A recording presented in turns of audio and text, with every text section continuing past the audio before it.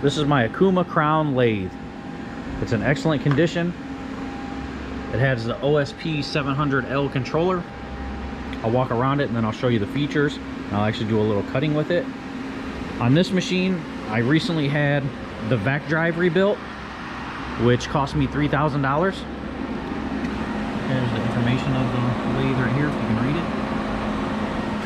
So it has a brand new vac drive in the cabinet. That was $3,500. I've had the machine completely inspected twice. It's in great condition. I also replaced the controller battery.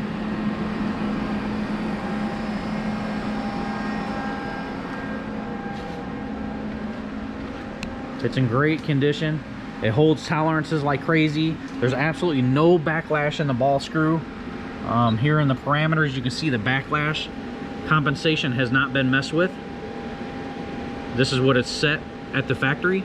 And I've actually talked to Okuma about this machine several times, and it doesn't have, at least we can't find, an hour meter on this machine. And as far as the year, it's a 90s. And that's pretty much all they can tell me about this. But I had someone say that the spindle sounded a little loud to them, but I called Okuma, and when I had a tech out here, they inspected it. Everything's fine. They just said some of these are a little louder like that. This isn't loud by any means. I've had different Okuma lathes in here, and they've been way louder. And, you know, there's no problem with it at all. So it's got a 10-place tool holder. Or is it 12? Sorry, 12-place tool holder. Everything works inside of here. Jaws open and close, no problem. Tailstock comes in and out, no problem. You just have to set it to tailstock mode or chuck mode. I replaced the light in it. And so I'll show you how I get programs into it, and I'll actually run this part for you so that you can hear it, and then we'll measure it, and we'll see what kind of tolerance we're holding here. So here's what I do with all of mine, is I design in Fusion 360 and export it. So let's measure that right there. So the diameter of that is 1.50 is what this piece is supposed to be. So if you see here, I got a facing operation. Then right here, I'm just bringing this 2-inch stock down to 1.5 inches. So this is what we'll do here. I'll export this to a USB stick, post-process it out. I'll put it in my USB stick here, which is already in there, but I'll go ahead and replace it.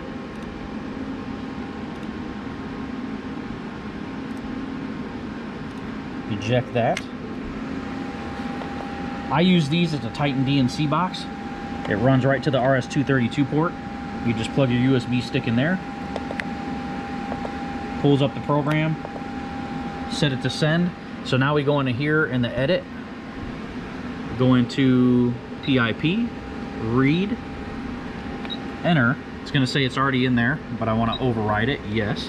And then you'll see it feeds right into the machine. And that's at 100% fed into the machine. Now go over to auto, program select, go to index. There's the program right there. Hit right again, part program, and there it is. So that's how easy it is to get programs from your computer into this controller. So we'll run this part here and we'll measure it. So you can see here right now, this is that's 2-inch stock. So we're trying to knock it down to 1.5, and we'll see how accurate it is. Just hit cycle start. And like I said, to me, the spindle isn't loud, but I've had somebody say it sounded a little loud, but maybe they were just trying to get a little money off the machine. But after that, I did have it inspected. The bearings are fine. This thing is fine. It holds tolerance like you'll see like crazy, and there's no problem. So it's gonna take a little bit to run this, maybe, I don't know, 5 or 6 minutes here, but I'll keep you on and so you can see the whole process. You see here, it's running fine. It's also, in the video, I think it sounds louder than in person. So the person that said it sounded louder was actually commenting on the video and didn't see this in person. So that's probably something too. But because here in person, it's not loud at all to me.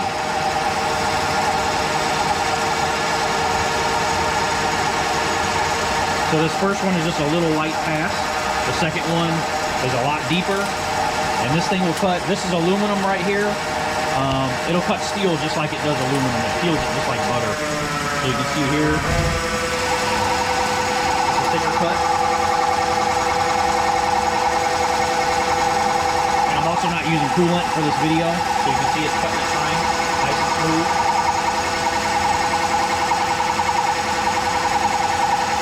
So I won't stop this video, I'll just let it run so that you can see I'm not stopping it and starting it. You can see it actually run this part all the way through.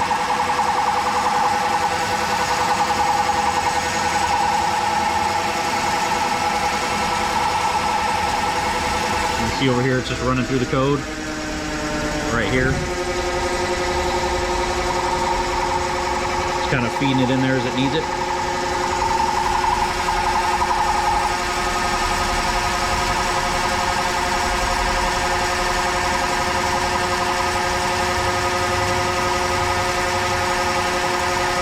Again, the bearing's been checked by a tech. The whole machine's been gone through. I've had the vac drive rebuilt. That was $3,500. That's one thing that you don't have to worry about going out.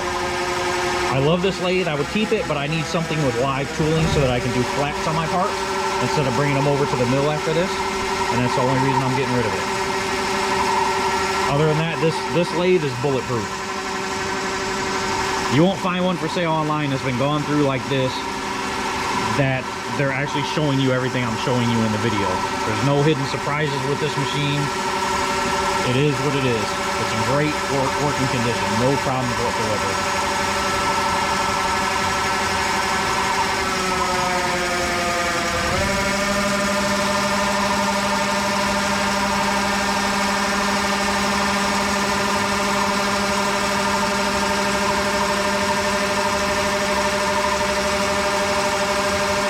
I think this is the last pass.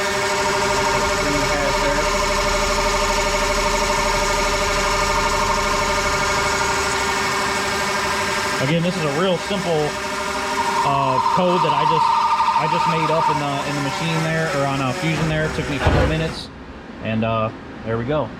So let's check it now with the micrometers. So again, this was 2 inches. We wanted this to be 1.50. Let's see what kind of tolerance we got. There you go, boom. I don't know if you can see that. Doesn't get any better than that. 1.50. So here I'll zero it out again. Check it again.